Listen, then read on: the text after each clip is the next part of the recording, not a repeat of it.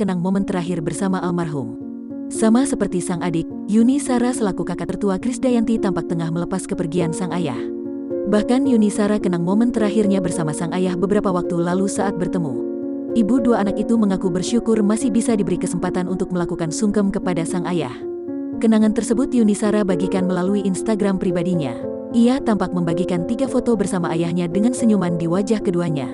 Sementara di bagian caption, Yuni Shara menuliskan kenangannya bersama ayah tercinta dalam bahasa Jawa. Sugeng tindak papa Trenggono, 19 hari yang lalu alhamdulillah diparingi wektu sungkem papa. Matur nuwun Gusti, selamat jalan papa Trenggono. 19 hari yang lalu alhamdulillah masih diberi kesempatan sungkem dengan papa.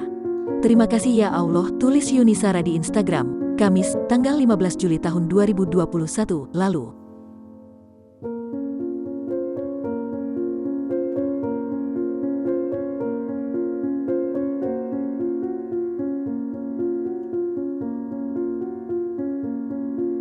Tak lupa, Yuni Shara doakan ayahnya yang telah berpulang.